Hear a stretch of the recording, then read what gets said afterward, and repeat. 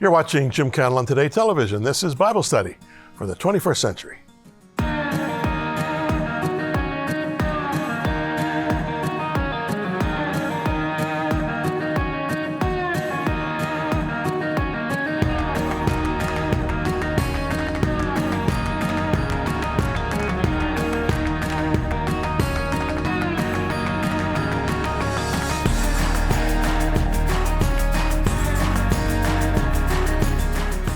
So friends, welcome to JCT TV.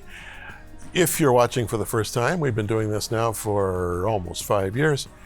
And I just am going through the Gospels, Matthew, Mark, Luke, Acts, which is volume 2 of Luke, and John. Taking my time, just kind of slowly, verse by verse, comment by comment, because I really think the Gospels are bottom line to our faith as believers. So right after this break, we'll be back, and we're in Luke chapter 21.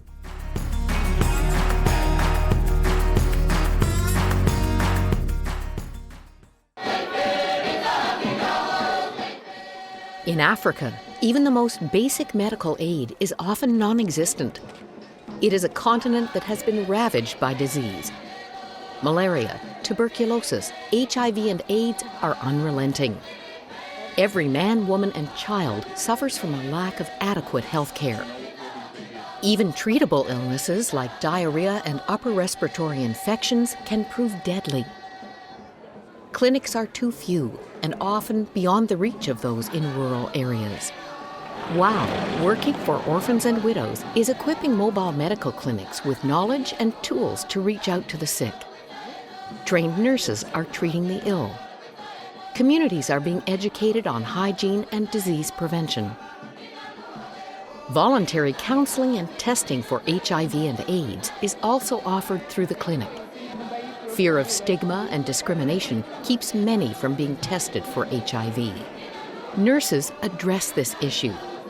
They work to provide emotional and medical support for those who test positive for the virus. Communities are being transformed through education and medical treatment brought by mobile clinics. Knowledge about disease transmission is changing behaviors and preventing many illnesses. Basic health care prevents needless deaths. Voluntary counseling and testing has also curbed the spread of AIDS. Many people have learned a lot about HIV/AIDS. Since we are taught, we are trained as community health workers, we have the knowledge, we give it to them, even through role plays and everything, even by talking to them as we go in the villages. So now people are aware what HIV/AIDS is, how it can be prevented, how it can be infected, and all that. By supporting WOW's Working for Orphans and Widows mobile medical clinics, you can bring hope to countless communities. You can save a life.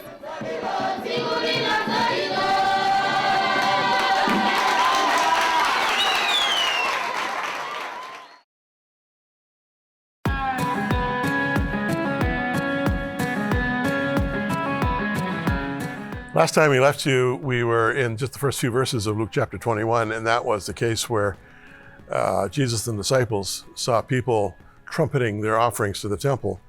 And, you know, it was required by the culture to put your offering into these, they were like literally trumpet-shaped receptacles out in public, and you'd put your offering in and announce how much you're putting in, and people just loved to one-up one another in terms of their amounts. And of course, the wealthy people were putting in large amounts, but compared to what they actually owned, it was nothing. And in the midst of all of this humble little widow kind of sneaks up, trying not to be seen, and puts in what the scripture refers to as 2 mites, like half a penny. And Jesus sees this and says, that gal has put more in to the temple treasury than all the rest of them combined, because she's given everything she has. This is a powerful life lesson. So we move from that to verse 5 of Luke chapter 21. And this is a passage, it goes right through to verse 38. And I think, if you'll indulge me, I'm going to read it all. You can follow along on the screen, because it's a kind of almost a treatise, you know, it's a sort of a summary comment from Jesus on what is to come on the end of days. And, you know, there are those who just hungrily, you know, look for passages like this because they want to have it all figured out, when the end time is going to be and what the chronological event schedule is going to be and all that kind of stuff, which of course is exactly what Jesus was not doing. But nevertheless, it's a body of work. And then once I've read it all, then I'm going to go back through it, and I'll take as much time as I need, probably this program and maybe the next as well, to kind of just point out what's going on here. But let's start. Verse 5 of Luke 21. Then as some spoke of the temple, how it was adorned with beautiful stones and donations, he said, "These things which you see, the days will come in which not one stone shall be left upon another that shall not be thrown down." So they asked him, saying, "Teacher, but when will these things be, and what sign will there be when these things are about to take place?" And he said, "Take heed that you be not deceived. For many will come in my name, saying, I am he, and the time is drawn near. Therefore, do not go after them. But when you hear of wars and commotions, do not be terrified. For these things must come to pass first, but the end will not come immediately." Then he said to them, "Nation will rise against nation, kingdom against kingdom. There will be great earthquakes in various places, famines, pestilences. There will be fearful signs, great signs from heaven. But before all these things, they will lay their hands on you and persecute you, delivering you up to the synagogues and prisons. You'll be brought before kings and rulers for my name's sake. But it will turn out for you as an occasion for testimony. Therefore, settle it in your hearts not to meditate beforehand on what you will answer. For I will give you a mouth and wisdom, which all your adversaries will not be able to contradict or resist. You'll be betrayed even by parents and brothers, relatives and friends, and they will put some of you to death.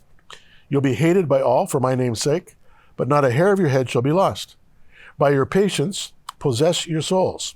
But when you see Jerusalem surrounded by armies, then know that its desolation is near. Then let those who are in Judea flee to the mountains. Let those who are in the midst of her depart. Let not those who are in the country enter her. For these are the days of vengeance, that all things which are written may be fulfilled. But woe to those who are pregnant and to those who are nursing babies in those days, for there will be great distress in the land, wrath upon this people. And they'll fall by the edge of the sword and be led away captive into all nations. And Jerusalem will be trampled by Gentiles until the times of the Gentiles are fulfilled.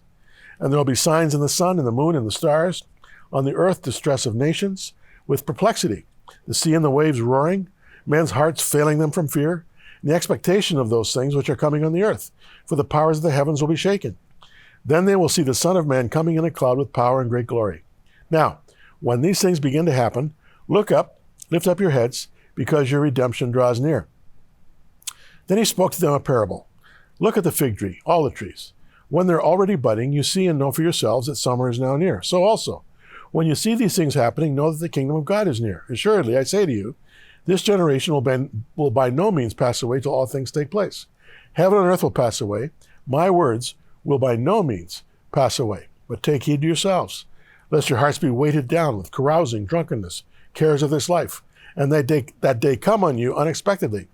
For it will come as a snare on all those who dwell on the face of the whole earth. Watch therefore. Pray always that you may be counted worthy to escape all these things that will come to pass, and to stand before the Son of Man. And in the daytime he was teaching in the temple, but at night he went out and stayed on the mountain called Olivet.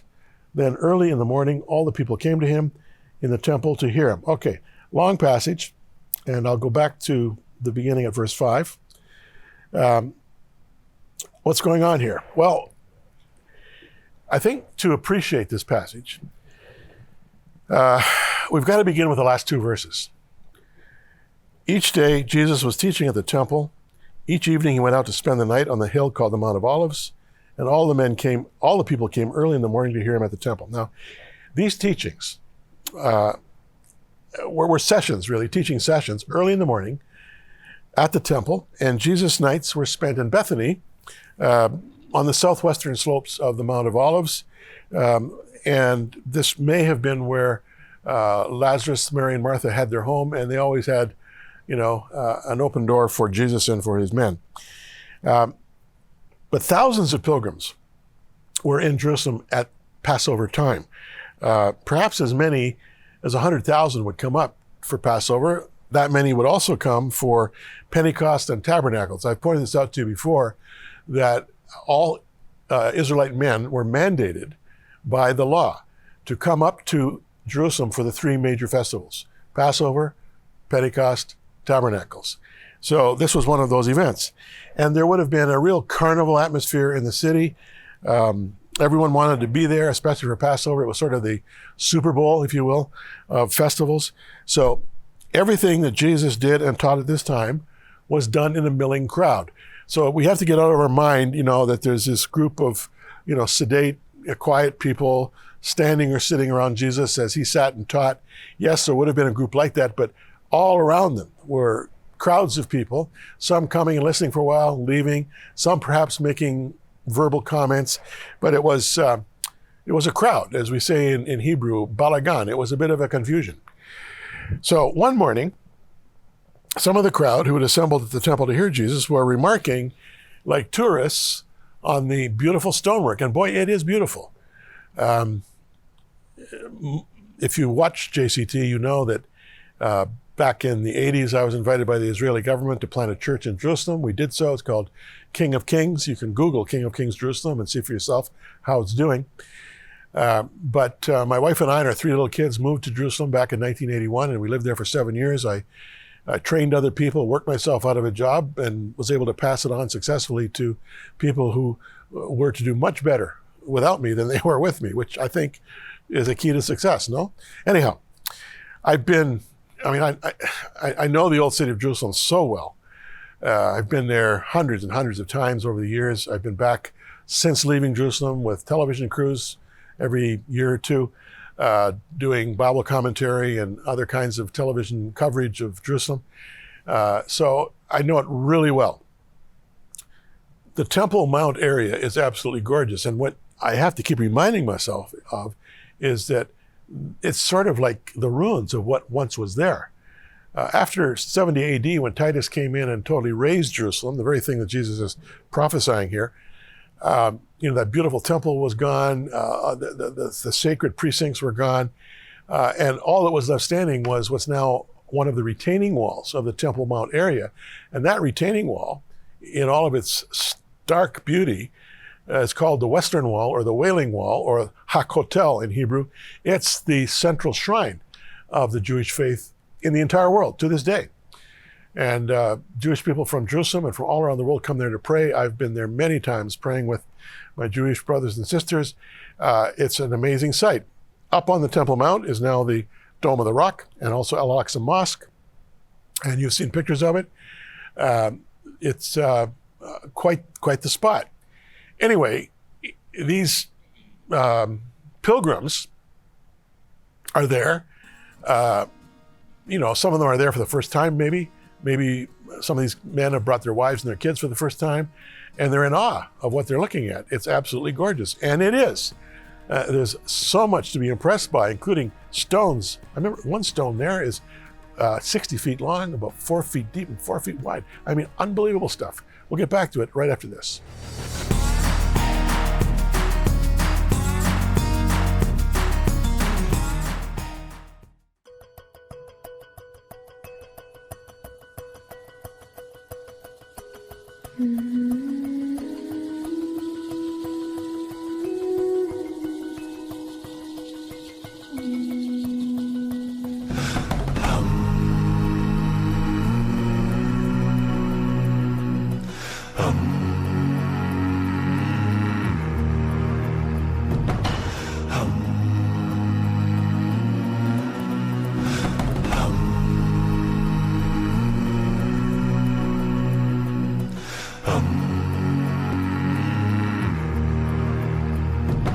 Assure you, from the inside, it is happening. God is our hope. God is all we believe in, this God.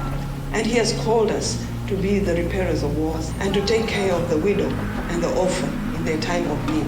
And that is exactly what we do. Lives are changing. Why? Because Jesus is Lord.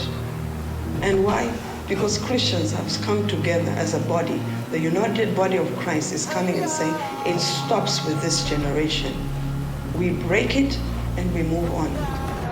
The kind of religion that God endorses is to care for orphans and widows in their distress, justice, and to keep oneself unpolluted from the world, righteousness.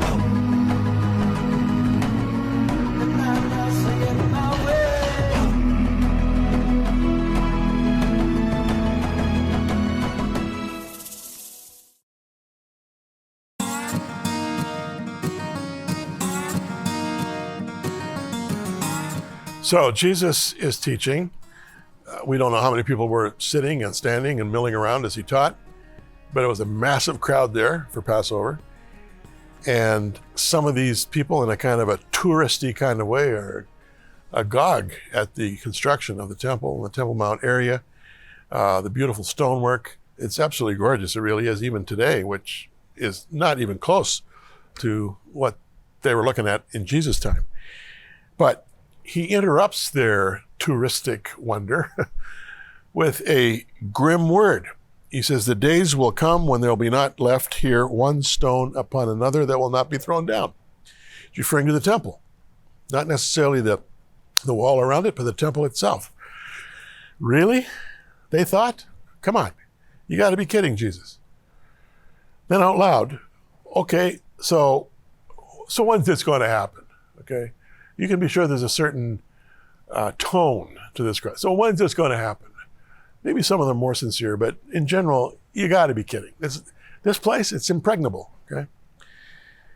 And, you know, the Israelites were a kind of a signs and portents religious culture. And so they're asking, what will be the sign that they're about to take place? Now, if you have any interest in history at all, especially of that period of time, you undoubtedly have heard of and or have read the greatest Jewish historian of the time by the name of Josephus. You can Google Josephus, you can buy his complete works online. I really recommend you do it and take your time reading it. It's, you know, kind of a archaic English sort of translation, but it's really worth reading. And one of his major works is called Wars of the Jews. Well, in the 6th book of the Wars of the Jews, sections 4 and 5, he talks about the utter destruction of Jerusalem and the temple by the Roman Titus in 70 AD. When you read the account, I mean, it's overwhelmingly violent and crushingly sad. Here's the beautiful temple, you know, the gorgeous central shrine of the Jewish people, and it's under siege, as is the city. But what really disturbed me when I read it for the first time, and does every time when I reread it, is that the carnage that accompanied this siege, at least 2/3 of it, was Jew on Jew in the old city. There were 3 sort of militant insurgent groups. They were called the Zealots, and they were at each other's throats, sort of like gang warfare, as you might see in parts of the world like Haiti and in Central America. You read about these horrible gang against gang violences. You read about prisons where you've got gangs in the prisons killing each other. That was the kind of thing that was going on here. Each of these gangs seeking ascendancy over the others. And so what was happening while Titus surrounded the city, it was about a 2-year siege, is that these 3 extremist groups were at each other's throats. And Josephus describes some of the horrors in the old city of Jew on Jew violence. At one point, you know, if you're walking the streets of the old city, you're walking over bodies, you're slipping in the blood. I mean, it's an absolute horror. And then while this is going on, Titus is building, you know, a kind of a siege ramp, and slowly, you know, kind of chipping away at the walls of the old city, being repulsed, but then coming back, being repulsed, coming back.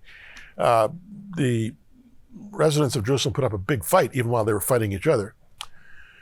But eventually, Titus and the Roman legions prevailed, and the temple, as it turned out, was totally burned.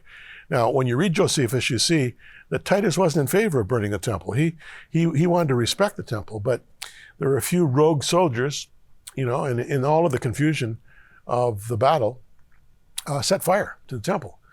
And you say, how do stones burn? Well, believe it or not, there's stuff, you know, that are contained within those stones. There's fabric, curtains, there's carpets, there's some wooden implement, all kinds of stuff. And it, you know, once you get to a certain critical heat with fire, even stones will crack and eventually crumble.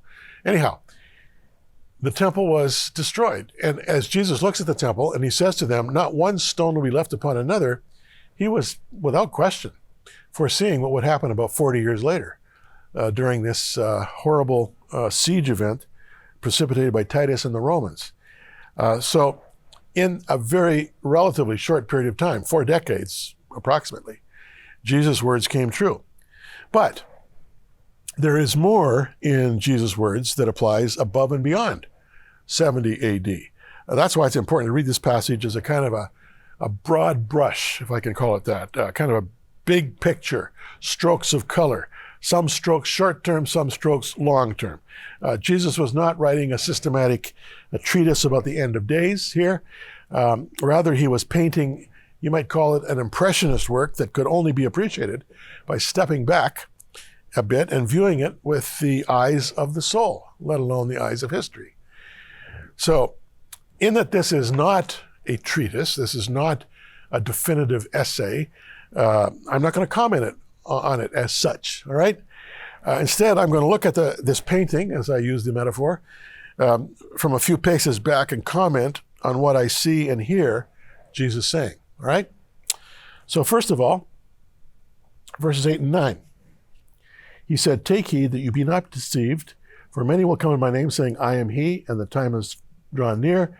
Therefore do not go after them. But when you hear of wars and commotions, do not be terrified, for these things must come to pass first, but the end will not come immediately." Basically, he's saying here, keep your head clear, keep your eyes open. You know, don't be carried away either by fear or panic or subjective interpretation of the signs of the times. So easy, so compelling, really, to look at something and say, well, this is what's happening, and declare it as though, you know, it's gospel truth, when in fact it's just your opinion. It's just your perspective, and it may be totally wrong. In most cases, our opinions are totally wrong. But nevertheless, Jesus says, keep your head clear. And understand that, verse 10, nation will rise against nation, kingdom against kingdom. There's going to be geopolitical upheavals. That goes with the territory. And it's interesting when you look at the history of the interpretation of biblical prophecy that many preachers and pastors and evangelists, unfortunately, have committed to over the years. I heard so many of them when I was a kid growing up in my father's church when he would have special speakers in. They were dead wrong.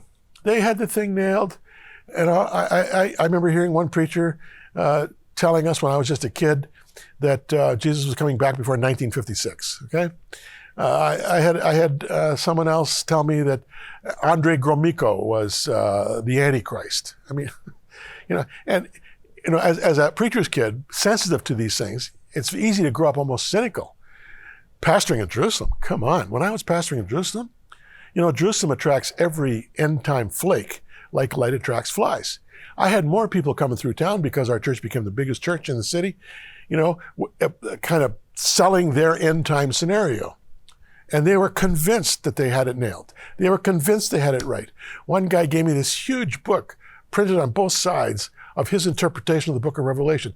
Absolutely boneheaded, totally off base, bad form, but totally committed to it. And as he's pointing it out to me and reading a few passages he's written, he's got the fire of conviction in his eyes. He's totally dead wrong, you know. So the point being that when Jesus is talking here about geopolitical upheavals, there's always been geopolitical upheavals.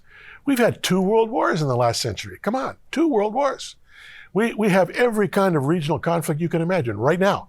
In fact, as you look at our world here in the 21st century, and as I speak, you know, we're into the 20s, 21, 22. Has the world ever seen more strife and turmoil than it's seeing right now? Apart from world wars, I don't know if it has. With COVID-19, with the regional conflicts, with earthquakes, with wildfires, with global warming, with nation rising against nation, failed states. I mean, who ever thought that Lebanon would be in the state it's in right now? Ethiopia in trouble. I mean, we could go on and on. The point being that Jesus says, yes, there's going to be geopolitical upheavals. But that sign, if you will, is not a sign of the end. It's just symptomatic of what is yet to come. Now, there's much more here, which I'll get to our next time. I'll be back right after this.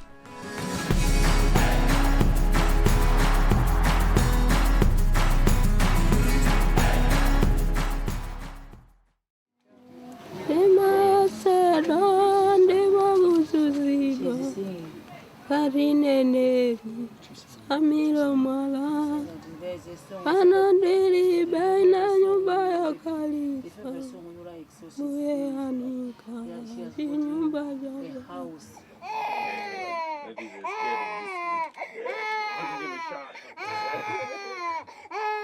sana. Not if I'm sana. I'm okay.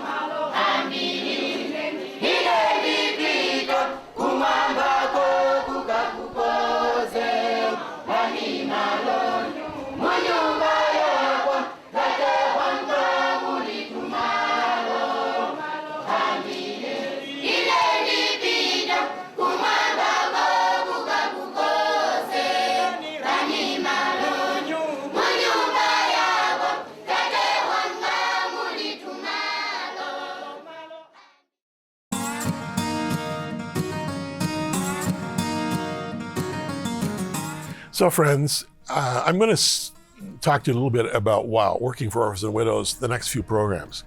You see us promoting it on the program. Working for Orphans and Widows, a ministry my wife and I established 21 years ago.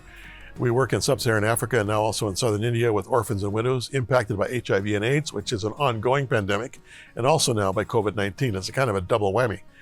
We're working with thousands of orphans and widows, and we're meeting them on the most basic level of food security, medical care, and support while they're dying from various afflictions. And we're all doing it through local churches. Nothing is done without a local church pastor and local church volunteers, basically with their hands, on the wheel. It's a great ministry. You can check out wowmission.com, wowmission.com, find out more about it. But I'll tell you more about it in the next few programs. When you support WOW, you're supporting JCT. When you support JCT, you're supporting WOW. We're one and the same. Thanks for watching. See you again next time.